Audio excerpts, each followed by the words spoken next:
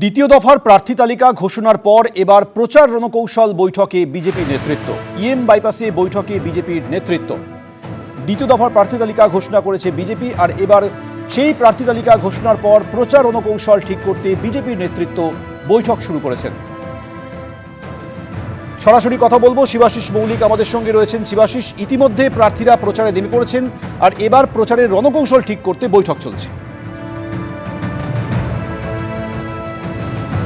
একদমই তাই। দেখো, শুরুতে তোমায় বলে রাখি সৌমেন, যে গতকালই দ্বিতীয় তালিকা প্রকাশ করেছে বিজেপি, এবং বিজেপি পশ্চিমবঙ্গের বিধানসভা নির্বাচনে 256 আসনে ইতিমধ্যেই প্রার্থী ঘোষণা করে দিয়েছে। বাকি রয়েছে 38 আসন। যেমনটা জানা যাচ্ছে, তাতে আগামীকাল বা পরশু এই 38 আসনে কারা প্রার্থী হবেন তা জানিয়ে দেবে বিজেপি। এই সময় দাঁড়িয়ে যখন 256 আসনে ইতিমধ্যেই প্রার্থীরা প্রচারে নেমে পড়েছেন, তখন বিজেপির তরফ থেকে আজকে কলকাতায় ইএম বাইপাসের পাশে একটি ক্লাবে সেখানে বিশেষ একটা বৈঠক, মূলত প্রচারে কারা আসবেন, তাদের কোথায় কোথায় ব্যবহার করা হবে এবং রণকৌশল কি হবে, সেই বৈঠক হচ্ছিল। এবং সেই বৈঠকে নরেন্দ্র মোদীর 14টি সভা হওয়ার কথা। নরেন্দ্র মোদী 14টি রোড শো এবং সভা করবেন পশ্চিমবঙ্গে। এছাড়াও মিঠুন চক্রবর্তী 10টি রোড শো এবং সভা করবেন পশ্চিমবঙ্গে। যোগী আদিত্যনাথ, অমিত শাহ তারা 8টি করে সভা এবং রোড শো করবেন পশ্চিমবঙ্গে। এই যে রণকৌশল, কোথায় তারা কোন কোন জোনে কোন কোন কেন্দ্রীয় নেতাকে ব্যবহার করা হবে, শ্রমিক ভট্টাচার্য, শুভেন্দু অধিকারী, সুকান্ত মজুমদার, দিলীপ ঘোষদের তাদের কোন কোন জোনে কোন কোন নেতাকে দায়িত্ব দেওয়া হবে, সেই বিষয়গুলির জন্যই কিন্তু কার্যত আজকের এই বৈঠক চলছিল। প্রচারের খরচ, প্রচারের কৌশল, নানান বিষয়, যা যা প্রার্থী চয়নের পরবর্তী যে অংশ, সেই অংশের বৈঠক কিন্তু শুরু করেছে বিজেপি। শিবাশিস, ধন্যবাদ।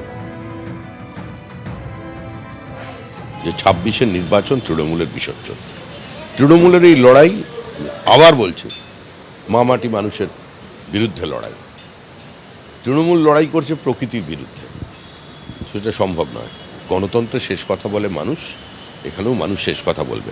আমরা উপলক্ষ মাত্র। দলের শৃঙ্খলা যারা মানছেন না, যারা ওপেনলি বলছেন বা বিভিন্ন রকম, আমি তো আবার বলছি, বিচ্যুতি, এগুলো চলবে না বিজেপিতে। সকাল সকাল আরজিকর মেডিকেল কলেজ হাসপাতালে মর্মান্তিক ঘটনা। ছেলের হাত ভেঙে গিয়েছে, অস্ত্রোপচার করানোর জন্য মা বাবা তারা নিয়ে গিয়েছিলেন আরজিকর মেডিকেল কলেজে। 2 নম্বর লিফটে তারা উঠেছিলেন, কিন্তু লিফট আচমকাই ওপরে যাওয়ার বদলে নিচে চলে আসে এবং আটকে যায়। সেখানেই আটকে পড়েন মা বাবার সহ ছেলে, এবং এই ঘটনার পরেই তারা সাহায্যের জন্য চিৎকার করতে থাকেন, কিন্তু কেউ তাদের সাহায্য করেনি। ভয়ঙ্কর একটা পরিস্থিতি তৈরি হয়। 1 ঘন্টারও বেশি আটকে থাকেন তারা। এরপরে অরূপ বন্দ্যোপাধ্যায় নামে দমদমের বাসিন্দা 40 বছরের ওই ব্যক্তির মৃত্যু হয় লিফটে। They could have saved my son. They have not done it. यहाँ पे जो MSP के साथ रूम में वेट कर लीजिए, मैं आकर के आपसे बात I'm making a complaint yes, to definitely, them आपका complaint and a register. complaint. They should be behind the bar and I'll tell you. yes, आप अपने कंप्लीट अपना I have requested. They could have saved my son. They have not done it. यहाँ पे जो MSP के साथ room में wait कर लीजिए, मैं आकर के आपसे बात I'm making a complaint yes, to definitely, them आपका complaint and a register. complaint. They should be behind the bar and I'll tell you. মৃতের বাবার অভিযোগ শুনছেন। তিনি অভিযোগ দায়ের করতে এসেছেন, পুলিশের সঙ্গে কথা বলেছেন।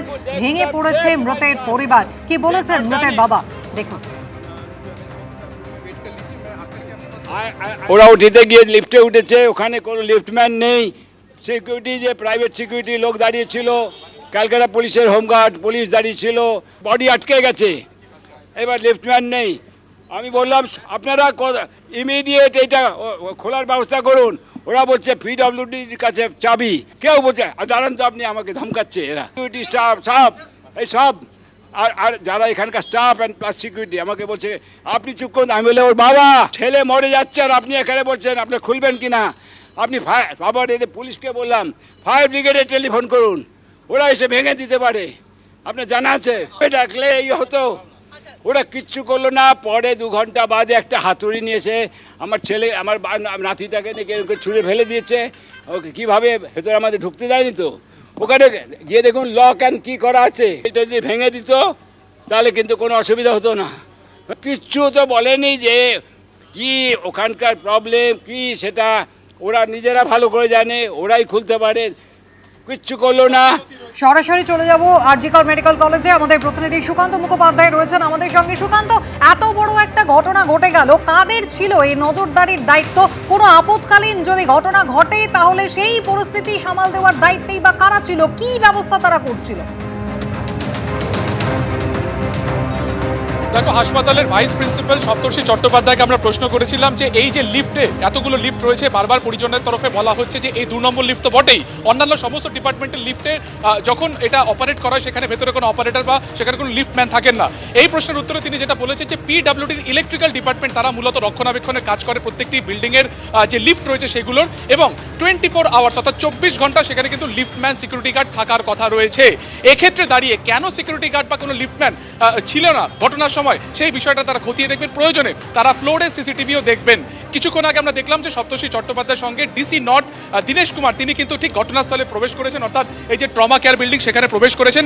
তার আগে সেখানে কিন্তু স্বাস্থ্য বিভাগের যারা আধিকারিক ছিলেন তাদের সাথে ডিসি নর্থ সেখানে মিটিং করেন। সেখানে ভাইস প্রিন্সিপাল আরজিকর হাসপাতালে সপ্তর্ষি চট্টোপাধ্যায় ছিলেন। প্রায় 10 মিনিট সেখানে কথাবার্তা বলার পরে তিনি যখন বেরিয়ে আসেন তখন আমরা দেখলাম যে মৃতের বাবা অরূপ বন্দ্যোপাধ্যায়ের বাবা, যার এই মর্মান্তিক এই দুর্ঘটনাতে যার মৃত্যু হয়েছে, তার বাবা অমল বন্দ্যোপাধ্যায়, তিনি সরাসরি ডিসির সাথে কথা বলেন এবং তিনি যেটা পরিষ্কার বলেন যে তিনি কমপ্লেন করতে চান, তিনি অভিযোগ করতে চান। তার সাথে যখন আমরা পরবর্তীকালে কথা বলি, তিনি একটা মর্মান্তিক একটা বর্ণনা দেন। তিনি জানান যে গতকালকে তিনি বাইরে ছিলেন যখন তার ছেলে, নাতি এবং ছেলের বউ অর্থাৎ পুত্রবধূ ভেতরে আটকে ছিলেন, এবং তিনি তখন যেটা বলেন যে হাতুড়ি দিয়ে সেটাকে খোলার চেষ্টা হচ্ছে, কোনোভাবে কিন্তু সেখানে কোনো প্রফেশনাল কাউকে ডাকা হয়নি। তিনিও এটাও বলেছেন যে দমকলের আধিকারিকদেরকে ডাকার কথা, কিন্তু তার বিষয়ে কোনো কর্ণপাত করা হয়নি। সিকিউরিটি গার্ডও তার সাথে মিসবিহেভ করেন বা দুর্ব্যবহার করেন, এবং 100% গাফিলতি রয়েছে, কিন্তু এই প্রশাসনিক ব্যর্থতা রয়েছে হাসপাতাল কর্তৃপক্ষের বিরুদ্ধে, তিনি অভিযোগ উগড়ে দেন। আর গতকালকে প্রায় 3টে থেকে 4টে নাগাদ প্রথমে 3 বছরের ছেলেকে নিয়ে অরূপ বন্দ্যোপাধ্যায় এখানে এসেছিলেন, যিনি দমদমের জয়পুরের বাসিন্দা। এখানে আসার পরে তার ব্লাড টেস্ট হয় বাচ্চাটির, এবং তারপরে ওটি করার সিদ্ধান্ত হয়। ফার্স্ট ফ্লোর থেকে যখন 4th ফ্লোরে বা বাচ্চাটিকে নিয়ে শৌচাগারে যাচ্ছিলেন, সেই সময় তিনি 4th ফ্লোরে সে বাটন তিনি প্রেস করেন। সেই লিফট 4th ফ্লোরে যাওয়ার আগে 2 দফায় ওপর নিচ করে সোজা বেসমেন্টে চলে যায়, এবং তারপরে 1 থেকে 1.5 ঘন্টা ওইভাবেই তারা ভেতরে আটকে ছিলেন। আশপাশের যারা রোগীর পরিবার তারা যেটা বলছেন যে তারা আর্তচিৎকার শুনছিলেন। ভেতরে লিফটের ভেতরে যে ধাতব দেওয়াল রয়েছে সেইখানে তারা একেবারে হাত মেরে তারা হেল্প চাইছিলেন, তারা সাহায্য চাইছিলেন, কিন্তু কোনোভাবে কেউ কিন্তু তাকে সাহায্যের জন্য এগিয়ে যায়নি। অথচ বাইরে security guard, police, central force, RAB সমস্ত বাহিনী সেখানে ছিল। কিন্তু একেবারে আমি সুকান্ত তোমায় এই জায়গায় একটু বিরত করি। বাইরে নিরাপত্তা রক্ষীরা তারা সবাই উপস্থিত ছিলেন, কেন্দ্রীয় বাহিনী তারা পর্যন্ত দাঁড়িয়েছিল, কিন্তু সাহায্য করার জন্য কিন্তু কেউ সেখানে উপস্থিত ছিল না। মানে যারা দাঁড়িয়েছিল তারা শুধু দাঁড়িয়ে দাঁড়িয়ে দেখছিল। এবিপি আনন্দ, এগিয়ে থাকে, এগিয়ে রাখে।